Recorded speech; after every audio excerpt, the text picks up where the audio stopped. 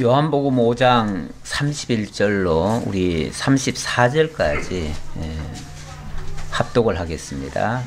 내가 만일 나를 위하여 증언하면 내 증언은 참되지 아니하되 나를 위하여 증언하시는 이가 따로 있으니 나를 위하여 증언하시는 그 증언이 참인 줄 아노라. 너희가 요한에게 사람을 보내매 요한이 진리에 대하여 증언하였느니라. 그러나 나는 사람에게서 증언을 취하지 아니하노라. 다만 이 말을 하는 것은 너희로 구원을 받게 하려 함이라. 아멘.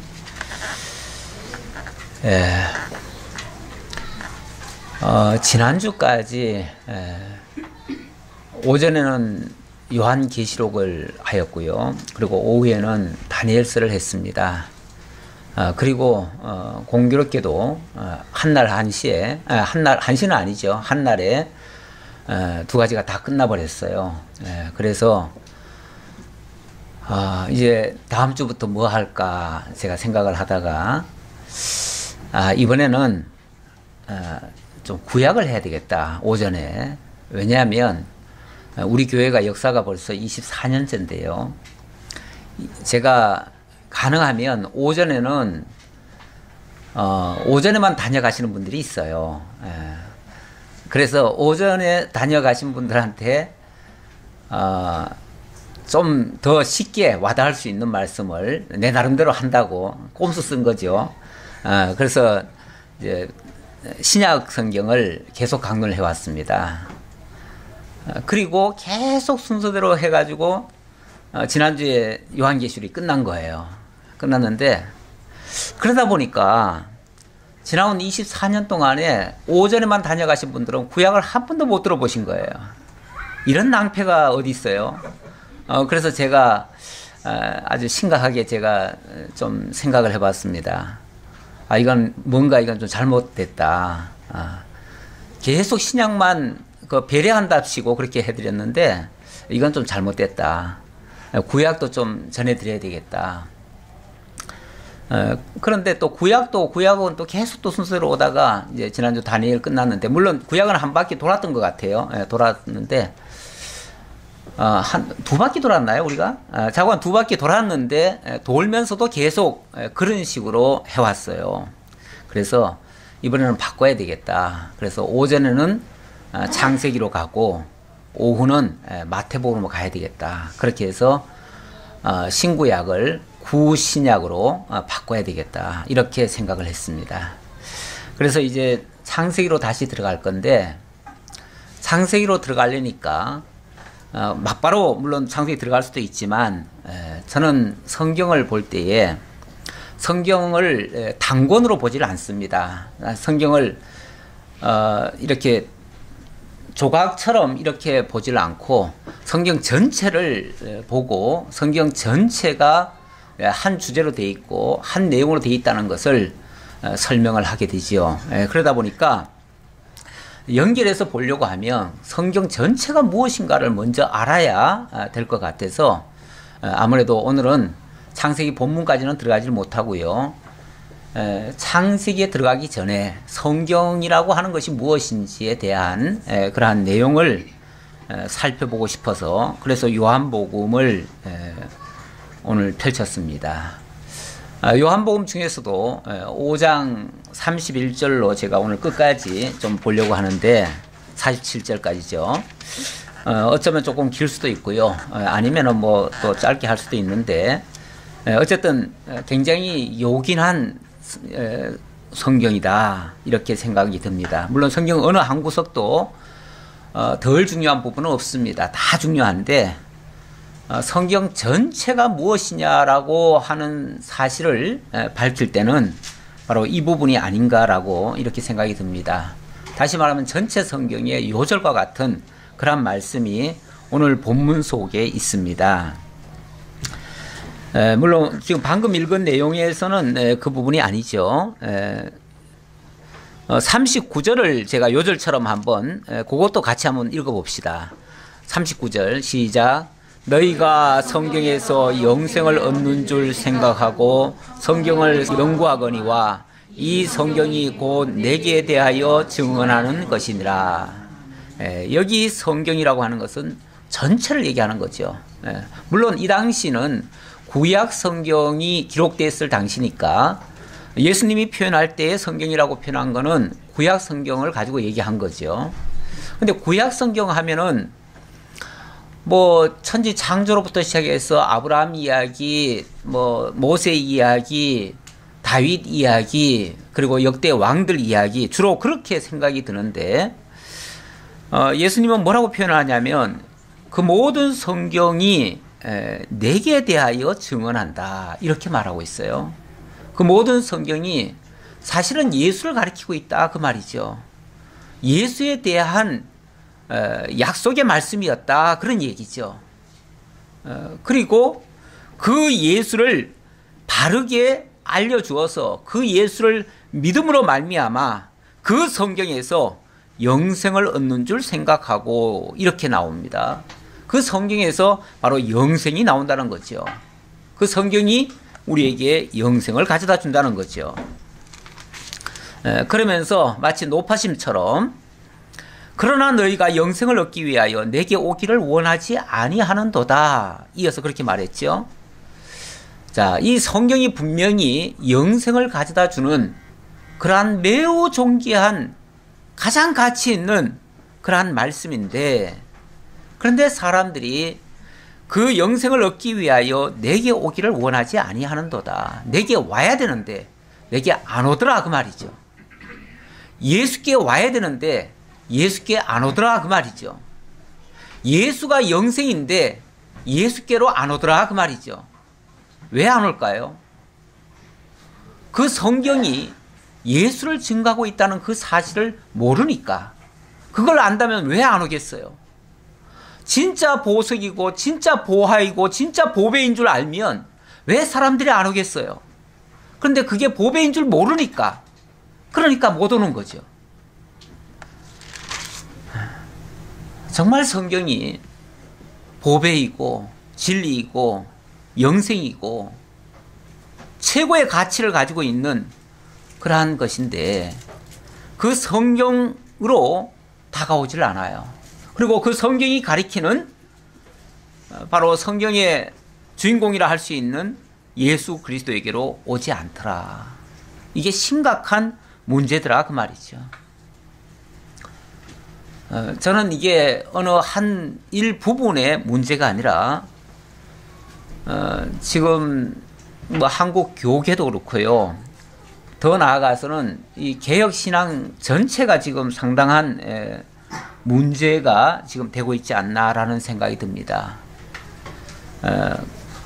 우리 개혁신앙이라고 하는 것이 1600년경, 1517년경 마틴 루터의 종교개혁 이후로 완성이 돼가지고 오늘과 같은 이러한 신학을 가지고 신앙을 하고 있는데 이 개혁신앙이 한 500년 정도 지나고 나니까 이제 타성이 젖어가지고 뭐가 급한지 뭐가 중요한지를 다 놓친 것 같아요. 그 개혁할 때는 오직 성경으로, 오직 하나님으로, 오직 그리스도로, 오직 말씀으로, 오직 하나님의 의로 이렇게 출발을 했는데 이 오직이라는 게 다 빠져버렸어요. 그리고 성경 중심이 다 사라져버렸어요. 신학의 원천인 하나님의 말씀 연구에 몰두하지 않고 어떤 철학적인 방법이라 당장 교회 성장에 유익한 그러한 것에다가 초점을 맞춰서 소위 부흥신학이라고 하는 것에다가 너무 관심을 많이 갖는 것 같아요. 물론 당연히 교회가 복음을 많이 확산하고 널리 전하고 그래서 많은 사람들을 복음 안으로 들어오게 하는 거 중요하지요. 그게 가장 교회가 급선무로 해야 될 일인 건 틀림없습니다. 그러나 더 큰 본질이 있음을 우리가 놓쳤다는 거죠. 그것은 하나님의 말씀에서 너무 자꾸 멀어지는 이런 문제가 있다는 겁니다. 요즘 한국교회는 정말로 이단들이 너무나 많이 활개치고 있어요. 최근 통계를 보니까 모 이단은 지금 뭐 몇십만 명이 돼버렸어요. 몇십만 명이 됐는데 그 증가 속도가 엄청납니다. 1년에 몇만 명씩 늘어나요. 그런데 상대적으로 이 개혁교회들은 뭐 이거 헤아리기 어려울 정도로 급속도로 지금 떨어지고 있어요. 마치 반비례하지요. 이렇게 되는 이유 중에 하나는 우리 개혁교회가 말씀에서 너무 벗어났기 때문에 그런 어떤 허점을, 그런 빈틈을 보고 이단들이 침투에 들어와서 우리는 성경대로 한다.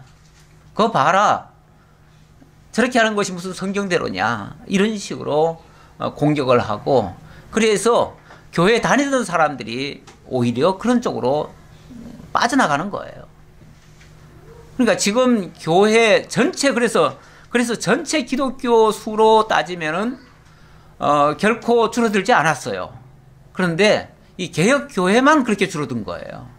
그거는 많이 이단으로 빠져나갔다는 하나의 증거입니다. 그렇게 된 이유 중에 하나는 너무 성경에서 이 기준에서 너무 탈선을 해버린 거예요. 벗어나 버린 거예요. 그렇다고 하는 증거가 되겠습니다. 이 하나님의 말씀이 지금 작은 그릇들에 이렇게 담겨져 있습니다. 한 70개의 그릇에 담겨 있어요. 그런데 이 70개의 그릇에 담겨져 있는데 이 그릇이 제각각이 아니고 전부 다 일관되고 통일성 있는 진리 체계로 이어져 있어요. 마치 실그물처럼 다 엮여져 있어요. 그렇게 해서 전체를 통해서 바라봐야 그 안에서 한 중앙에 예수 그리스도가 있음이 보여지고 또 하나님이 보여지고 하나님의 존재가 깨달아질 텐데, 이걸 계속 부분적으로만 연구를 하고 부분적으로만 증거를 하고 이렇게 하는 예가 너무나 많았던 거예요. 얼마 전에 은퇴하신 한 목사님이 그런 얘기를 하시더라고요. 자기는 10년 동안 목회를 어느 한 교회에서 했는데 4년 동안은 마태복음을 증거했고 6년간은 요한복음만 증거했다. 그럼 10년 동안 뭐 하신 거죠? 마태복음과 요한복음만 증거했다는 거예요. 물론 그걸 한 번 뛰는데 그렇게 하셨는지 아니면 하고 또 하셨는지는 모르겠지만 어쨌든 그렇게 하셨대요. 그러면 당신의 목회 일생에서는 마태복음과 요한복음만 증거했다는 거예요. 물론 그렇게 해도 그 교회가 굉장히 부흥을 했고 몇천 명이 모여드는 그런 교회에 목회를 하셨기 때문에 뭐 정말 대단한 능력을 가지신 목사님인 건 틀림없는 것 같아요. 하지만 그런 식으로 가르치고 나면 결국 남는 거는 마태복음에서 증거된 그리스도가 소개될 것이고 요한복음에서 증거된 그리스도는 증거될지 모르지만 나머지 성경에서 증거된 그리스도 하나님은 어떻게 설명이 되죠? 그게 설명이 안 되면 어떻게 그게 입증이 되죠? 이 신구약 성경이라고 하는 거는 마치 그렇게 다 실그물처럼 다 엮여져 가지고 하나의 진리 체계로 우뚝 세워지는 건데, 만약에 그게 없다면 어느 한 편만 가지고 아주 계속 깊이 파헤치면은 물론 거기서 우물은 나오겠죠. 물은 나오겠지만 그게 정말로 모든 것에 유익을 줄 만한 그러한 것이 될 수 있느냐 그 말이죠. 이렇게 하는 것이 저는 조금 문제라고 보여집니다. 어쨌든 우리가 좀 길지만은 성경은 전체적으로 좀 가르쳐져야 된다. 그래서 한꺼번에 다 전체를 가르칠 수는 없으니까 나눠서 가르치되 계속 끊이지 않고 이어서라도 어쨌든 성경 전체가 어디라도 빠지지 아니하고, 왜냐하면 그게 다 서로 보완이 되고 보충을 해줘야 오로지 바르게 하나님이 드러나니까요. 그래서 일관성 있는 진리 체계가 드러나니까. 원래 진리라고 하는 게 이론과 실제가 일치하지 않으면 그건 진리라고 증명할 수가 없어요.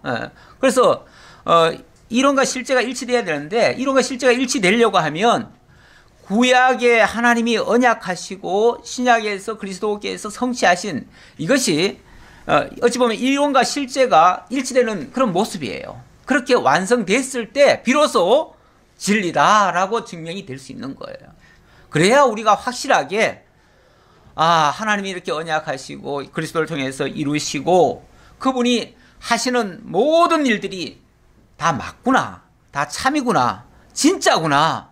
그래서 우리가 믿어지는 그것이 우리에게 영생을 가져다 주고 정말 하나님이 설계하신 그 나라와 그의 의에 우리가 함께 참여할 수 있는 그러한 복에 우리가 동참이 되는 거죠. 그런데 한 부분만 가지고 계속 얘기를 하면은 그것만 듣고 거기서는 뭐 만족이 됐을지 모르지만 다른 걸 몰라요. 다른 걸 모르면은 사실 하나님이 이렇게 성경을 이렇게 많이 기록해 준 의미가 없잖아요. 한 부분만 가지고 얘기할 거면. 하기야 뭐 마태복음만 해도 그리스도의 일생이 다 소개되고 있고 요한복음에서도 소개되게 있으니까 그것만 해도 다 된다고는 할 수 있겠지만 그러나 거기뿐이 아니고요. 그 이후와 그 이전 어쩌면 알파와 오메가 시작과 끝까지 모든 게 일관성 있게 통일성 있게 논리적으로 모든 것이 증명이 되도록 이렇게 증거될 필요가 있다라는 말씀입니다. 제가 조금 전에 성경을 70권이라고 말씀을 드렸는데 왜 66권이 아니고 70권이냐라고 혹시 의문 들까봐 조금 언급하자면요. 저는 성경이 70권이라고 봅니다. 왜 그러냐면 우리가 시편이 제1권부터 5권을 한 편으로 묶어놨어요. 그래서 사실 이걸 권으로 따지면은 5권입니다. 이게 150편까지 있잖아요. 시편이 150편까지 있는데 그래서 그거를 다 합하면은 원래 70권이 된다 그 말이에요. 그래서 그런 거고 뭐 저희가 다른 성경을 쓰는 건 아니에요. 혹시라도 오해할까봐 말씀을 드립니다. 그런데 이렇게 사실 70권으로 나눠놓은 것도 어떤 면에서는 이거는 이 독자들이 보기 쉽게 편리하게 하기 위해서 후대 학자들이 그렇게 나눠놓은 거지 원저자들은 그렇게 나눈 적이 없어요. 원저자들은 예를 들면 예수님은 성경을 이렇게 말씀하셨지요. 모세의 글과 선지자의 글과 시편에 나를 가리켜 한 말이 다 응하여야 하리라. 그때 예수님이 하신 그 말씀은 구약성경 전체를 얘기한 겁니다. 구약성경 전체를 얘기했는데 그 구약성경 전체가 딱 세 부류가 있다는 거죠. 하나는 모세의 글. 모세의 글 하면 우리가 어떻게 이해가 되죠? 창세기, 출애굽기, 레위기, 민수기, 신명기. 이게 모세의 글이구나. 이걸 가지고 얘기하는 거구나.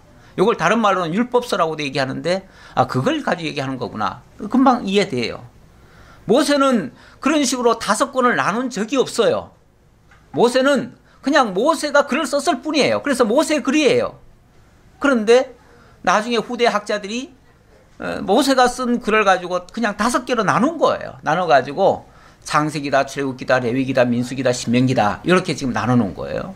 그래서 우리가 볼 때는 5권을 썼구나 이렇게 생각하는데 실제로 모세는 뭐 자기가 5권을 쓰려고 쓴 게 아니고 그냥 쭉 썼을 뿐이에요. 우리가 편 이상 나눴다 이렇게 보시면 되고요. 선지자의 글도 그래요. 선지자의 글이 여호수아부터 저 말라기까지 중간에 시가서 부분을 빼고 나머지가 다 선지자의 글이에요. 엄청 많죠. 대부분이 뭐 다 선지자의 글이죠. 그래 놓고 또 시편에라고 한 말은 그 시편이라고 하는 건 욥기부터 아가서까지 그 내용이 바로 시가서예요. 그래서 예수님은 이렇게 성경을 구약성경 전체를 3분류로 나눠서 설명을 했어요. 그런데 그 뒤에 후대 학자들이 그거를 다시 또 다 각 권으로 나눴습니다. 각 권만 나눈 게 아니고 또 장절도 붙였어요. 사실은 장절이 붙여진 거는요, 1600년경에 지금으로부터 한 5, 600년 전에 이게 나뉜 거예요. 그러니까 장절이 나뉜 거는 오래 안 됐어요. 그전에는 물론 뭐 구약시대 때는 신약시대 때는 권은 다 나뉘었지요. 권은 나뉘었는데 이 장절은 지금으로부터 나뉜 지 그렇게 오래 안 돼요. 그래서 제가 이거 성경 전체를 볼 때 어떤 시각에서 봐야 되느냐를 설명하기 위해서 제가 이 말씀을 좀 드리는 겁니다. 뭐 여러분들이 이미 상식적으로는 다 아시겠지만 그래도 오늘 다시 성경을 새롭게 창세기부터 새로 시작하자라는 측면에서 아시는 내용이지만 다시 한번 언급해 드립니다. 그래서 크게 말하면은 성경을 저는 직렬과 병렬 방식으로 봐야 된다, 이렇게도 제가 생각을 해봅니다. 제가 아까 예수님이 분류한 성경을 모세의 글과 글, 또 선지자의 글, 또 시편, 이렇게 제가 나뉘어져 있다고 그랬습니다. 나뉘어졌는데 모세 글은 뭐 아시다시피 창세기, 출애굽기, 레위기, 민수기, 신명기입니다. 이게 이제 모세의 글이 이렇게 보면은 이게 이제 직선적이죠. 직선적이고, 자 이렇게 보면은 직선에다가 이 병렬이 이렇게 또 들어가는 거죠. 직렬과 병렬로 이렇게 지금 나뉘어서 얘기할 수 있어요. 그리고 선지자의 글은 여호수아부터 쭉 내려옵니다. 내려오는데 말라기까지 내려오는데, 그런데 이 선지자의 글은 너무 길어요. 너무 많죠. 너무 많다 보니까 또 후대 학자들이 이 성경을 이렇게 편집하시는 분들이 이걸 또 나눴어요. 어떻게 나눴냐면은 이걸 역사서 부분과, 쉽게 말하면 역사서 부분, 그 다음에 예언서 부분으로 나눴어요. 나눠가지고 역사서 부분은 여호수아에서부터 에스더서까지, 그 다음에 예언서 부분은 이사야부터 말라기까지 이렇게 나눴어요. 이거는 이제 우리 편의상, 왜냐면 여기 약간 성격이 달라요. 그렇죠? 같은 선지자들이 기록했지만 역사 부분을 그냥 담백하게 옛날에 있던 구약 시대에 있었던 이스라엘 역사, 또는 뭐 세계 역사, 그런 역사를 담백하게 기록을 했어요. 그랬고, 거기다가 이 예언의 의미가 굉장히 많이 담겨져 있어 가지고 미래에 어떤 구체적으로 무엇인가 이루어질 것을 다룬 내용은 이사야부터 말라기까지다. 그래서 이걸 우리가 보통 선지서 또는 예언서 이렇게 얘기를 합니다. 자, 그리고 시편은 이사야부터 욥기서부터 아가서까지인데, 제가 아까 시편은 여기 이제 5권으로 나뉘어져 있다고 그랬습니다. 5권으로 여러분들 이 시편 그 성경책을 한번 펼쳐 보시면은 1편부터 41편까지를 제1권 이렇게 써놨습니다. 제1권 써놓고요. 또 42편부터 72편까지는 제2권, 또 73편부터 89편까지는 제3권, 90편부터 106편까지는 제4권, 107편부터 150편까지는 제5권 이렇게 돼 있습니다. 그래서 요건 5권이다 그 말이에요. 5권이고 욥기, 시편, 잠언, 전도 이렇게 되니까 이제 총 9권이 되겠죠. 이것이 시편의 내용이다. 근데 이렇게 묶어 놓으면 여기 이제 성격이 딱 드러나죠. 어떤 성격을 가지고 있는지가 딱 구분이 되죠. 그런데 이 모든 것을 합해서 이 모든 것, 자 이거는 이거대로, 이건 주로 이제 다루고 있는 내용이 율법이에요. 율법이다 보니까 그래서 이걸 다른 말로는 율법서다 그렇게도 얘기를 해요. 율법서는 또 다른 말로는 이것도 언약서라고 또 얘기를 할 수 있어요. 물론 성경 전체가 다 언약입니다.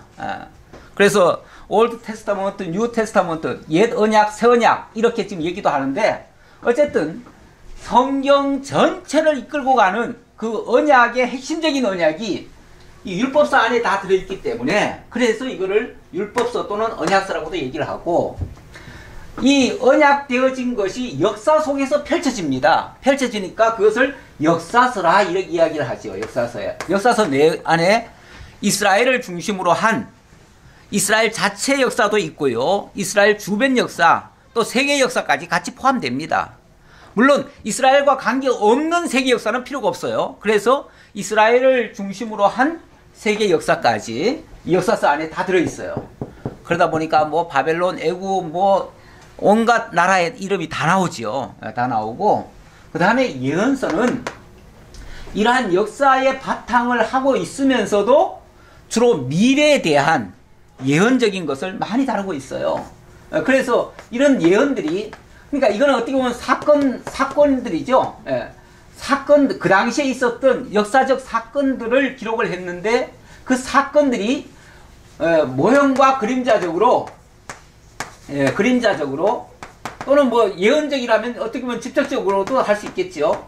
자, 이렇게 직접적이라기보다는 예표적으로 이렇게 얘기를 합시다. 예표적으로 이렇게 예언을 하고 있어요. 율법을 통해서도 미래에 대해서 언약을 하고, 이 모든 것들이 다 언약을 하고 있다. 뭘 언약하고 있는가? 바로 예수 그리스도. 이 모든 것이 내게 대하여, 이렇게 얘기를 하죠. 내게 대하여. 이 모든 성경이 내게 대하여 증거하는 것이다. 그리고 그 얘기죠. 그래서 다시 한번 보도록 하겠습니다. 본문 다시 돌아가도록 하겠습니다. 내가 만일 나를 위하여 증언하면 내 증언은 참되지 아니하되 나를 위하여 증언하시는 이가 따로 있으니 나를 위하여 증언하시는 그 증언이 참인 줄 아노라. 자, 예수가 이 모든 구약 성경이 다 내게 대하여 증거하는 것이다라고 이제 조금 있다가 얘기할 건데, 다시 한번 언급할 건데, 자, 그런데 이 증거라고 하는 것이, 이 증언이라고 하는 것이, 예수님, 내가 내 입으로 나는 진리다, 나는 길이다, 나는 생명이다, 이렇게 얘기해봤자, 그게 누가 인정을 하냐고요? 누가? 그러니까, 내가 내 입으로 증언을 하는 게 아니라, 내가 이렇게 지금 어떻게 보면 화두를 던져놓듯이 딱 던져놨는데, 거기에 대한 증명은, 밖에서 해야죠. 밖에서 해야 되는데 누가 하시느냐? 바로 어디입니까? 나를 위하여 증언하시는 이가 따로 있으니 나를 위하여 증언하시는 그 증언이 참인 줄 아노라. 나를 위하여 증언해주는 그 증언이 진짜다. 그거는 객관적으로 진짜죠. 사실은 예수님이 자기를 증거해도 그거는 참은 맞는데, 그러나 그걸 누가 인정하겠느냐 그 얘기고, 그러나 밖에서 진짜 그걸 인정한다면 정말 맞다 그 말이죠. 그건 정말 옳지 않느냐 그 말이고, 너희가 요한에게 사람을 보내매 요한이 진리에 대하여 증언하였느니라. 너희가 요한에게 사람을 보내서 증언을 받았다라는 말은 요한이 마지막 선지자입니다. 마지막 선지자다 보니까 광야에서 외쳤죠. 뭘 외쳤습니까? 메시아를 외쳤어요. 이제 곧 메시아가 오신다. 그가 오시면 이런 역사가 있을 것이다 라고 외쳤는데, 그래서 사람들이 요한에게 가가지고 도대체 그 메시아가 누구냐, 어떻게 하느냐, 뭐 이렇게 다 물어봤겠죠. 그런데 그렇게 해서 요한도 결국은 예수를 증거했습니다. 했는데 요한이 증거한 것도 굉장히 맞죠. 맞고 틀림없는데, 그렇다고 해가지고 내가 사람의 증거로 그것이 확실하다고 말하지 않겠다 그 얘기죠.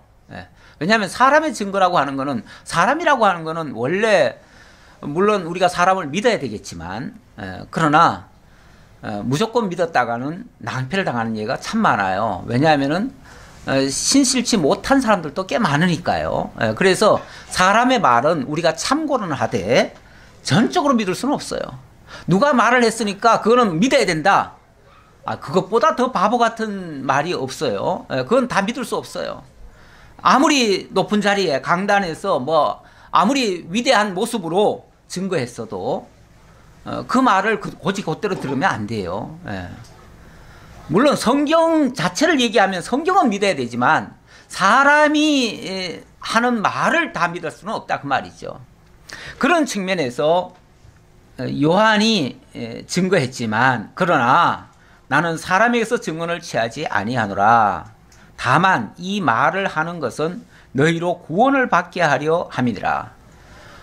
정말 예수가 진리임을 발견한 자들은 그 진리를 발견한 자들은 영생에 참여하게 되는데 그러나 이런 증명이 없이는 믿지를 못하고요. 믿지를 못하면 영생에 참여하지 못해요. 그래서 이런 말을 하는 이유는 너희로 하여금 그 영생에 참여하게 하려고 이 말을 한다. 자, 그래 놓고 여기서 그치면 안 되죠. 여기서 그치면은 제대로 된 증명이 아니죠. 왜냐하면 요한의 증거는 사람의 증거일 뿐이니까요. 자, 그래서 거기서 끝나는 게 아니고요. 자, 조금 더 봅시다. 36절 볼까요? 36절. 내게는 요한의 증거보다 더 큰 증거가 있으니 아버지께서 내게 주사 이루게 하시는 역사, 곧 내가 하는 그 역사가 아버지께서 나를 보내신 것을 나를 위하여 증언하는 것이요. 요한의 증거보다 더 큰 증거가 있는데 그것은 하나님이 내게 주사 이루게 하시는 역사, 바로 예수님을 통해서 이루어지는 역사. 그 무슨 역사죠? 예수님은 이 땅에 오셔가지고 자기 임의로 무엇을 하신 것은 아무것도 없습니다. 예수님의 일거수일투족은 전부 그 증거가 어떻게 되고 있냐면 그것을 바라본 자들이 이것은 하나님의 하신 말씀을 이루려 하심이라. 이루려 하심이라. 그러니까 예수님이 이 일을 했으면은 이게 바로 하나님이 이렇게 언약하셨는데 구약시대에 이런 사건이 있었는데 이 사건을 통해서 약속하신 것을 이루시려고 이렇게 하신 거다 그 말이에요. 그래서 예수님이 하신 모든 행적들, 어디 심지어는 뭐 애굽에 내려갔다 오시고 또 무슨 일을 하시고 무슨 일을 하신 것도 전부 다 구약성경을 이룬 거다. 사건으로 언약되고 언약으로 언약되고 예언되고 예언으로 또 언약되고 찬양으로 언약되고 한 것들이 다 이루어지기 위해서. 그래서 예수님이 하신 그 일이야말로 예수가 하나님이 보내신 자 그리스도이심에 대한 확실한 증거다 그 말이에요. 근데 그조차도 성경 그 자체를 인정하지 않거나 그 성경이 약속했던 그 메시아를 생각지 못하는 사람에게는 그 역시도 또 믿어지지 않을 수가 있어요. 그 역시도 믿어지지 않을 수가 있어요. 자, 그래서 37절 이어서 하는 말씀이 또한 나를 보내신 아버지께서 친히 나를 위하여 증언하셨느니라. 너희는 아무 때에도 그 음성을 듣지 못하였고 그 형상을 보지 못하였으며 그 말씀이 너희 속에 거하지 아니하니 이는 그가 보내신 이를 믿지 아니함이니라. 그가 보내신 이가 바로 예수 그리스도가, 그리고 그 예수 그리스도가 하신 일 때마다 하나님의 역사뿐 아니라 하나님의 증언까지 있었는데, 예를 들면 예수님이 뭐 세를 받으시고 물에서 올라오실 때 하늘이 열리면서 하늘에서 음성이 내려오고 뭐 이런 일들이 있었죠. 그건 한 예지만은 그런 유사한 일들이 여러 차례 있었고, 예수님이 무슨 일을 할 때 하나님의 능력들이 또 나타났습니다. 그걸 이제 표적이라고 얘기를 했는데, 표적, 이 모든 표적들이 사실은 물론 앞에서 말씀하신 그 역사이기도 하고요. 그리고 또 하나님의 증언이기도 하고 그렇습니다. 실제 하나님의 모습을, 그 형상을 본 자는 없지만, 그러나 그 사건과 그 표적과 그 역사 속에서 하나님은 말씀하셨다 그 얘기입니다. 그러면서 제가 아까 요절 같은 말씀을 다시 한번 39절 읽고 지나가겠습니다. 너희가 성경에서 영생을 얻는 줄 생각하고 성경을 연구하거니와 이 성경이 곧 내게 대하여 증언하는 것이니라. 자, 이 말하는 이유는요.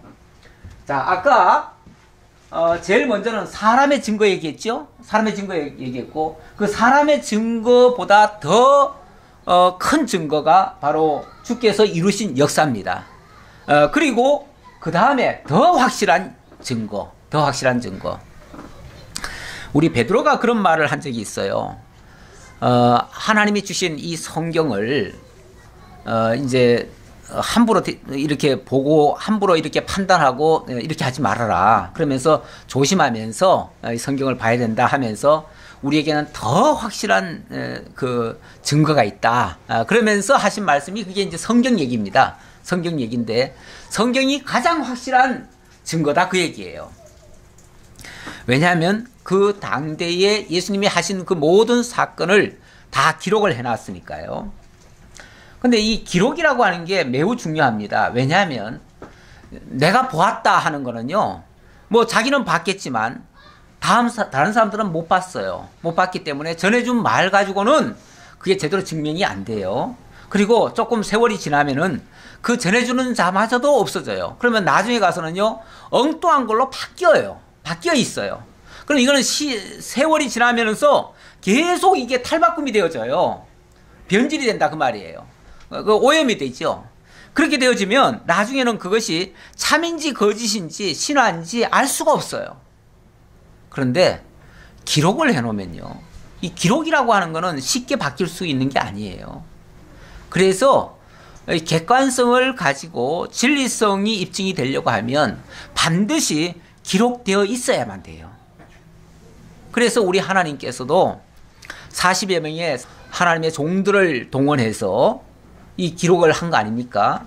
무려 70권에 걸친 이 성경을 기록을 해서 그리스도의 전 인격을 전체를 완전히 어느 한 측면도 빠뜨리지 아니하고 완벽하게 입체적으로 증명할 수 있도록 이렇게 소개를 했지요. 그렇게 하고 그렇게 하는 근원부터 하나님의 그 언약부터 시작해서 그것이 완성되는 모든 과정을 다 설명을 했어요. 그래서 그것을 기록으로 남겨놨어요. 남겨놓으니까 그 남겨낸 그 성경은 지금까지도 변함이 없습니다. 변질이 없어요. 그래서 왜곡되지 않아요. 물론 그것을 풀어가는 사람이 가끔은 엉뚱하게 풀어가지고 약간의 문제가 있을 수는 있어요. 그거는 푸는 사람 문제지 성경 그 본래 말씀은 그렇지 않아요. 요즘 하도 기독교가 한쪽으로는 신비주의로 이단화 해가지고 그렇게 신비주의 쪽으로 기울고 또 한쪽으로는 완전히 근본주의로 또 기울어가지고 메카시적인 그런 모습을 보여요. 막 어떻게 보면 좀 약간 광란적이지 않을까 싶을 정도로 너무 막 극우로도 치우치고 뭐 마치 무슨 뭐 우리 기독교가 마치 저런가 저게 기독교 모습인가 라는 모습을 비출 정도로 그렇게도 보여져요. 근데 기독교가 절대 그렇지 않거든요. 성경이 그렇게 가르친 적이 없거든요. 성경은 오히려 믿는 자들이 이 세상 나라를 부정하는 것도 아니지만 세상 나라 자체를 위해서 사는 것도 아니에요.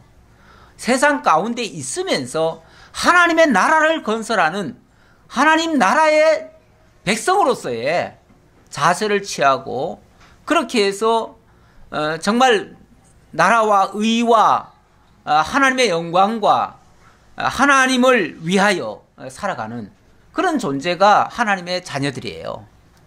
그러면 성경이 다 그쪽으로 사실은 풀어져야 되고 그렇게 설명이 되어져야 되는데 이게 잘못된 거는 성경이 잘못된 게 아니고요. 성경을 푸는 사람들이 잘못 푼 거예요. 그것도 성경의 한 부분을 보고 푼 거예요.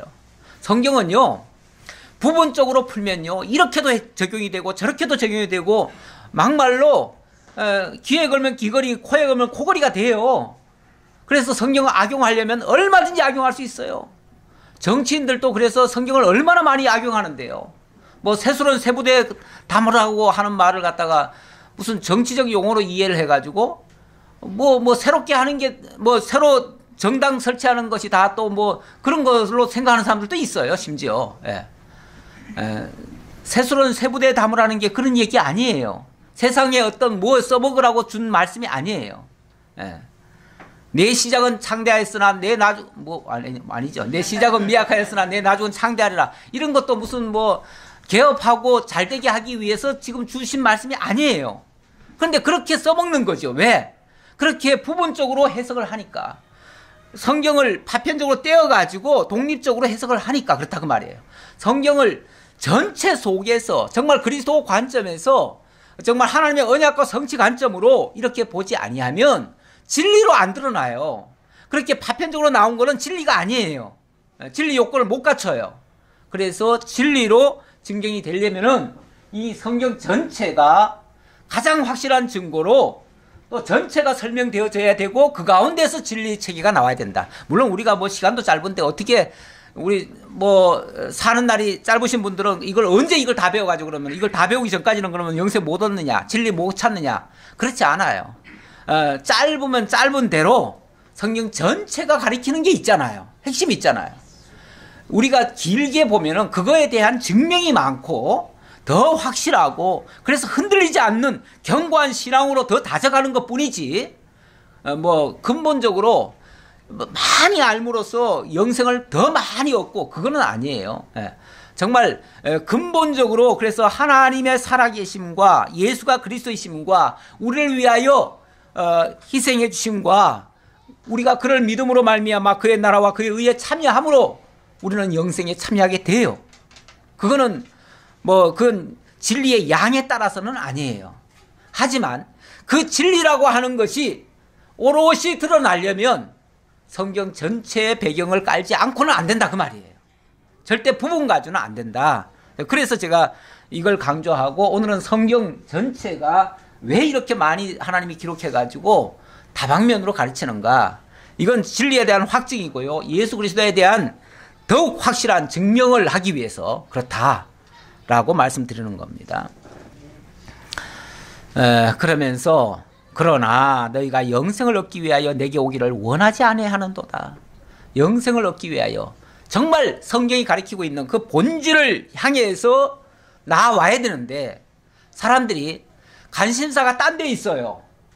나는 세상에서 무엇이 되었으면 좋겠다, 나는 무엇을 했으면 좋겠다, 나는 무엇이 목적이다, 이렇게 하니까 정말 그 영생을 얻기 위하여 주님께로 나와야 되는데 그러질 않고 다른 목적에서 접근하더라 그 말이죠. 다른 목적에서 접근하면 성경 제 마음대로 그냥 갖다가 써먹을 수 있어요. 제 마음대로 그렇게 되어지면 그거는 결국은 영생을 얻기 위하여 주님께 오는 게 아니에요. 자기 필요에 의해서 성경을 써먹는 거죠. 저 요즘 보면은 그 불교계에 굉장히 그 아주 유명하신 그 스님이 있어요. 그 스님이 엊그제 어떤 분을 만났는데, 그분은 기독교를 가지고 있으면서도 그 스님이 너무 아주 그냥 명쾌한 말씀들을 주신다고 그걸 자랑을 하고 그래요. 물론 저도 좀 들어보니까 참 명쾌해요. 왜냐하면은 현실에 필요한 것을 적절하게 잘 설명하니까 그런 면에서 참 훌륭하다. 그분이 가끔씩 하는 말이 뭐냐면 성경 얘기를 해요. 예수님 얘기도 하고 성경의 내용이 이렇다는 얘기까지 해요. 그분이 성경을 안 본 사람이 아니에요. 성경을 아주 제대로 본 사람이에요. 제대로 봤는데 문제는 예수는 안 믿어요. 왜 안 믿을까요? 영생을 얻기 위하여 예수께로 온 게 아니고 그 성경을 가지고 뭔가 거기서 지혜를 얻어가지고 사람들에게 지혜를 주기 위한 수단으로 사용하기 위해서 채택한 거예요. 그런 목적이면 천하 없어도 예수께로 못 와요. 성경을 안다고 예수께 오는 게 아니에요. 예수를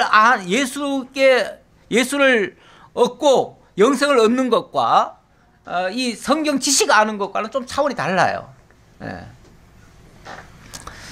자, 그러면서 나는 사람에게서 영광을 취하지 아니하노라. 다만 하나님을 사랑하는 것이 너희 속에 없음을 알았노라. 내가 지적하고 싶은 것은 뭐 잘했다 못했다가 아니라 너희 속에 그렇게 그 말씀 안으로 안 들어온다는 것은 결국은 하나님 사랑하지 않는다는 증거다. 그 얘기예요. 우리가 나는 하나님 사랑해요. 하나님 말씀대로 살겠어요. 뭐 이렇게 얘기는 많이 하는데 정작 성경은 멀리하는 사람들이 있거든요. 하나님은 사랑하면서 성경은 멀리해요.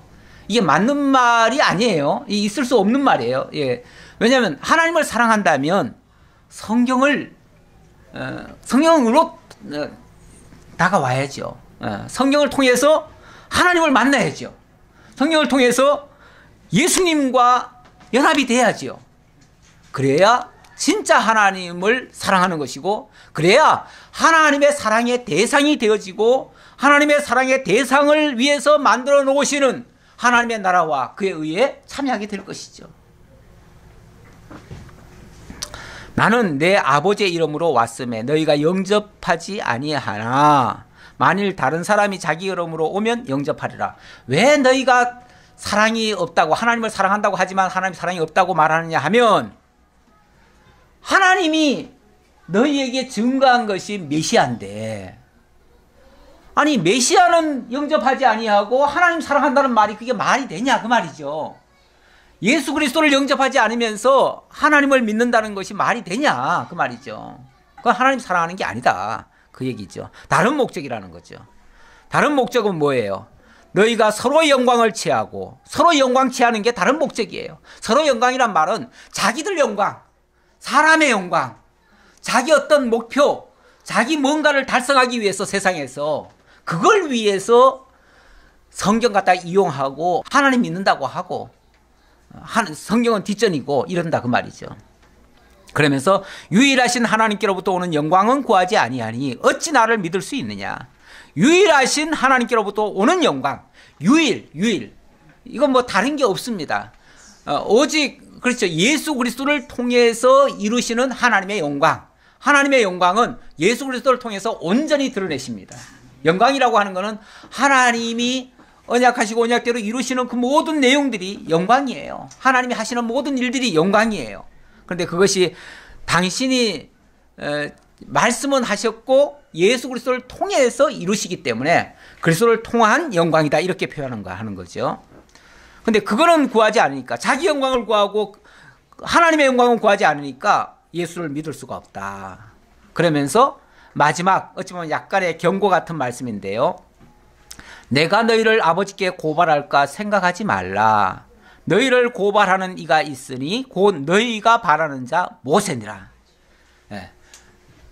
너희들이 뭐 나를 안 믿고 자기들 영광 취하고 하나님 이용한다고 해가지고 내가 너희들을 고발한다고 생각하지는 말아라. 나는 너희들 치사해서 고발 안 한다 그 얘기예요. 나는 너희들 고발 안 하지만 그러나 너희는 고발 당한다. 누구에게?